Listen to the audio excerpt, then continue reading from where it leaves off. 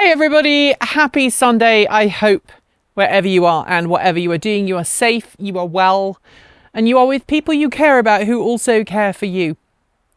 I want to start today's Sunday Musing off by thanking all of you who have stepped up and sent support our way, either financially or through like job post listings for my other half, or just offered to support us in a myriad of ways that I cannot list here. But all of you absolutely rock. Thank you. We're not out of the woods yet. We're still in the process of job hunting, I guess. Technically, it has been less than a week since my wife was officially laid off through job restructuring or company restructuring. At the time I'm filming this anyway. I'm filming this on Tuesday. So yesterday, Monday, was her first day technically without gainful employment. But by the time you're watching this, it's been about a week. And I really appreciate all of the people who stepped up and either increased their Patreon support or made the first time they'd ever got a Patreon, or sent us a check, or sent us Ko-fi, or whatever. The list is long.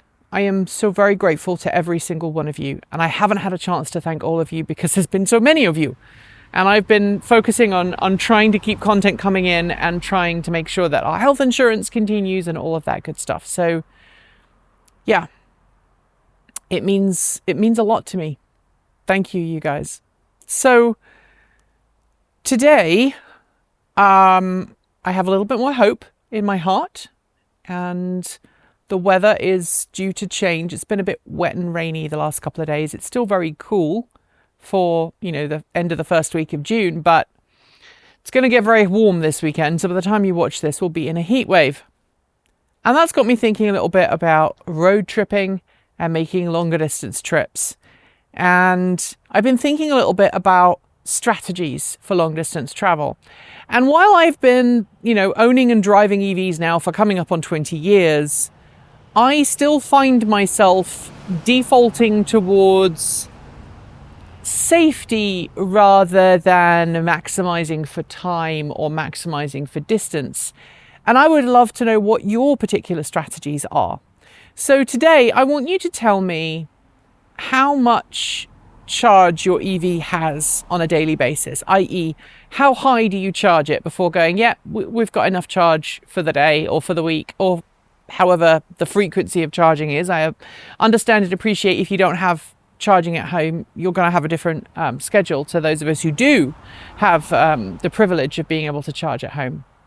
But I want to know how high, what percentage do you normally charge to on a daily basis, and how low do you feel comfortable going? So for me, my Bolt EV is set to Hilltop Reserve mode because it's a 2017, and the 2017s and 2018s had something called Hilltop Reserve mode, which was designed for people who lived on a hill so they could still use regenerative braking going downhill, and the car would behave the same as as it would at any other point. Technically, it wasn't full at that point, but I charge up to 85%, and we try not to get the battery in our Bolt below about 10%. Anything less than 10% and I start to feel a little bit angsty. But we also charge up the Bolt after every errand, and for us an errand could be like a 30-mile round trip to the nearby town, or it could be nearly 100 miles if we go to the other side of the Portland metro area and come back, or if we go to Mount Hood. Mount Hood, I think, is about 75-80 miles for us, so that would be closer to 160 miles. We went to a Ren fair recently, and it was the same thing. It was probably about a 110-mile round trip for us. So that was well within the range of the Bolt. Although we took the truck, I will admit, because I was a giant fluffy animal for Ren Fair, and we needed the extra space for me to suit up and get changed comfortably. For the truck, same thing. I try not to charge it above 85-90%. when I'm using it for around here, or we're using it for towing or doing duties locally. And we try not to drop it below about 10-20%.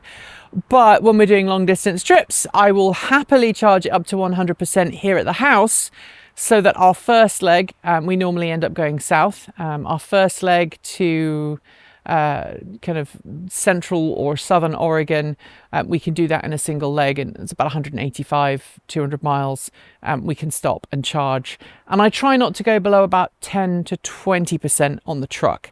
And that's partly because I know the F-150 Lightning doesn't have a whole lot of buffer at the bottom end. So when it says it's out of charge, it really is out of charge. And in the F-150 Lightning, I find while it is possible to eke out some extra miles by driving efficiently, it's actually harder to do than it is in the Bolt. That's just my personal experience.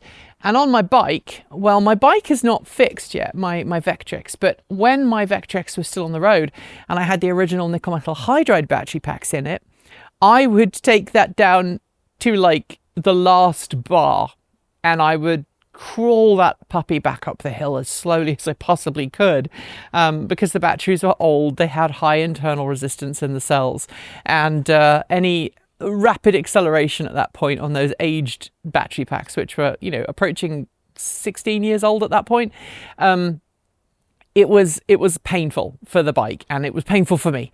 But then I would charge it all the way up. With the new cells going in, the new pack, I will probably keep my battery capacity. I'll probably set it so it charges to like 90-95% most of the time, and then I won't discharge it below about 10% if I can get away with it. But I would love to know what your procedures are for charging, because I know different people have different rules.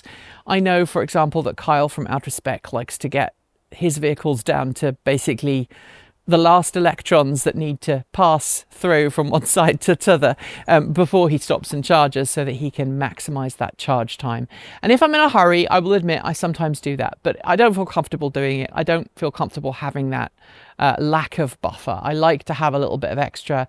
And I think that's because I was once up on my way to Mount Hood with my kids when they were still little. And we were going up to see the snow, and there was a crash by the zoo on Highway 26 in Portland, and I got diverted around the houses, and that diversion ate up all of my buffer, and I managed to make it to the Barlow Trail Roundhouse with my Leaf, which was notoriously unreliable, by the way.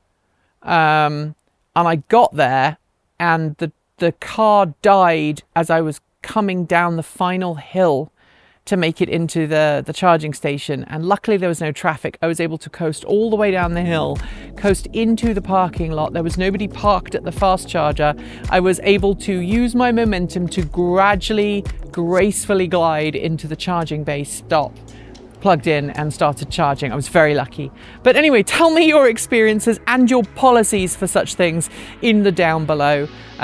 As I said earlier, if you would like to support us from $1.50 a month and join the list of amazing people on either side of me, I would really appreciate that, and so would my beloved, because it's kind of scary right now. Yes, we did get some redundancy money, but that money's not going to last forever. So anything you can do to help bolster the Transport Evolved funds would be greatly appreciated. That way I can actually pull a salary for the first time in years. I can pay myself, I can pay the team, I can keep everybody employed. I desperately do not want to take one person, i.e. my other half, losing their job through corporate restructuring, to then have the knock-on effect of having people who work at TE lose their jobs.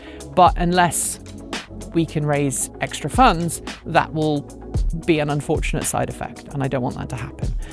And so far, fingers crossed, it looks like it won't be happening. So let's keep it that way. Tell the people in your life that they are important to you. Be kind to one another. Thanks for being the positive change you need to see in the world. And until next time, keep evolving.